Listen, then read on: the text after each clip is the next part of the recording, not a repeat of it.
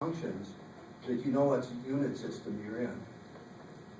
Okay, so basically I start the problem, those are our initial conditions, and then we need to get the properties of state 1. So specific volume of 1 from the ideal gas law, internal energy in 1 from just EES, entropy of 1 from EES, that's a function of T1 and P1.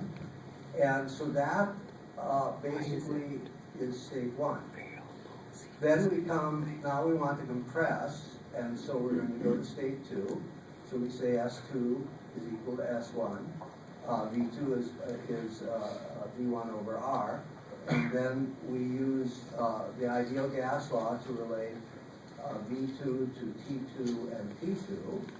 And we use the fact that the entropy is known to relate the entropy to T2 and P2. So that gives you 2 equations and 2 unknowns, and EES can solve for that. And so that is state 2. And actually, I'm going to move this line up above.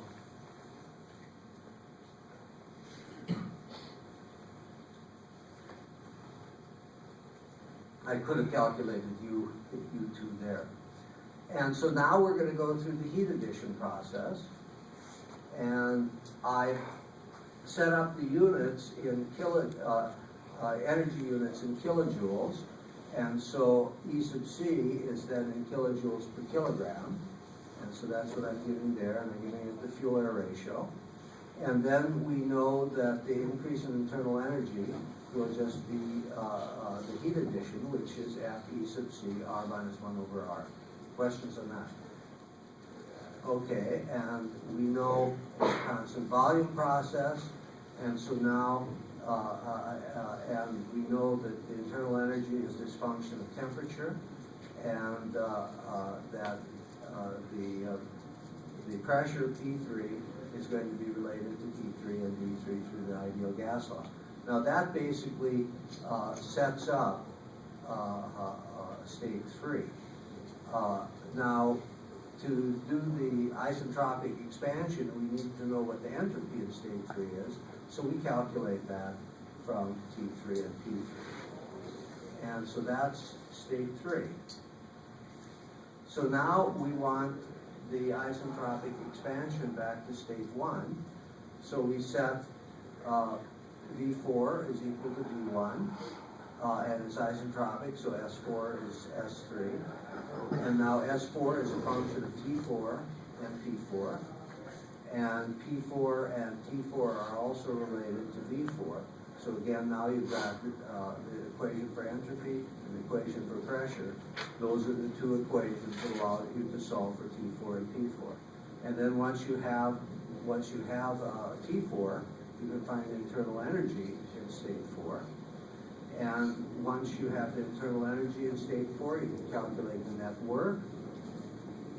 And then we can calculate the heat added. And the efficiency is just the ratio of the net work to the heat added. Questions so far? So let's break this so you can see that's state 4. And then going on, so this actually, here I haven't gone as far as calculating the INEP. I calculated the cycle efficiency, and I've compared the cycle efficiency with the air cycle efficiency. So now if I hit F2, I see that the fuel air, the variable CV cycle efficiency is 0.52, and the constant CV efficiency is 0.602. Questions on this approach? Now let me just show you something else that I've done here. And that is, if we look in options and we look at variable inflow, basically looking at the pressures, basically by default, all the variables are set to vary from minus infinity to plus infinity. But that can cause you to have some basically trying to take functions of thermodynamic functions of negative pressures and so on, which don't work.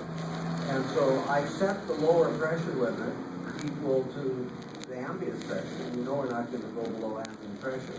So I've set for all the pressure variables, I've set the lower limit equal to 101 kPa. And then basically on the entropes, I've set a lower limit there of 0 to keep it from going off into unusual space. Actually, I only needed to fix those two. The other two didn't seem to matter, didn't go anywhere bad. And then temperatures, again, I set all of the temperature limits to be basically, the temperature can't go below 300. And actually, again, I was setting temperature limits. I got a solution for T4 without having to set it. This actually is kind of a bad guess. I would have put T4, say, at 400, and this at 300. And so now, again, apply this, okay, and F2. And now I have messed it up because it didn't like that, so we go back and we go into options and see why that happened. This is you change one thing and other things change on you. So basically, you see P4 didn't get set correctly. P4, again, we should put in a lower limit of, well, put in a guess of 101 and put in a lower limit of 101. So now it's not going to be able to take a negative pressure, and let's see if it's happy. So now everything is fine. So when you run into these issues, basically you go into variable information and make sure you've got reasonable ranges on the derivatives. Now, this is unhappy with units, and I actually didn't set any units on this problem. Actually, I recommend very strongly that you set variable units because it's an error check. So let's just go through and set the units. This is in kilojoules per kilogram. And eta is dimensionless, F is dimensionless. Molecular mass is going to be basically kilograms per kilogram per kilomole. P1, again, these are all going to be in, we said we're going to work in kPa, so. And now if you want to copy a bunch of these down, you can just drag it down. Do it on this computer. So all the pressures are set to kPa. The heat addition is going to be, we're working in per unit mass, so that's going to be kilojoules per kilogram. And R is dimensionless, and the gas constant is going to be in kilojoules per let's see, that's, yeah, per kilomole Kelvin.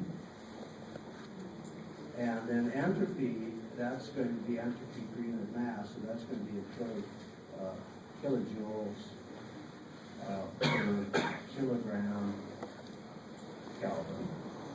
And all the entropies are going to be in those units, so we can just drag those down.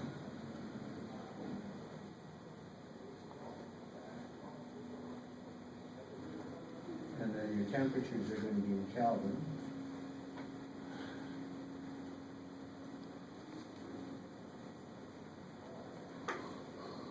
And this internal energy is going to be in kilojoules per kilogram. And again, we can drag those down.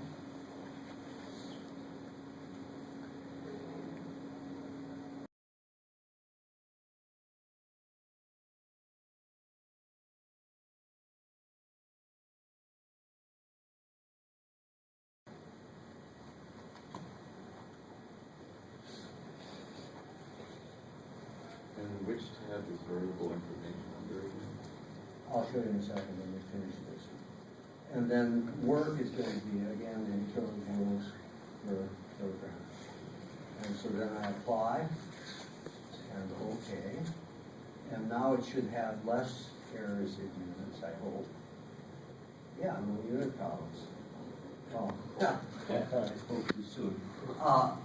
Let's just check the ones it doesn't like. Yeah, it's,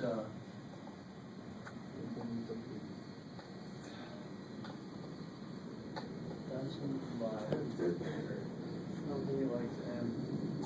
Yeah, yeah, Okay, yeah, graphene, yeah. yeah. Okay, let's. So M is, oh yeah, that should have been, that's a mistake, that should be, well, let's give it gram mole for. Shouldn't you have M raised to 3 and not just M3? Pardon me? For M raised to 3? For the volume? The volume is meters cubed. Should be M caret 3, or is it like just M3? Oh, no, that's okay. That's okay. It doesn't mind that. And. This is what he sat there and did. Let's try it at gram. Yeah. It's specific volume. It's specific volume.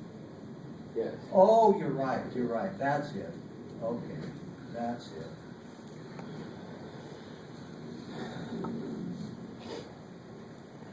Okay. Yes, that's the problem. So it's meters cubed per kilogram. And now that should,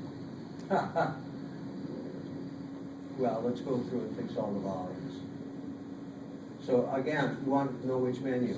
It's under options, variable info. And then go down and fix the volumes that I messed up. So these should be all in meters cubed per kilogram.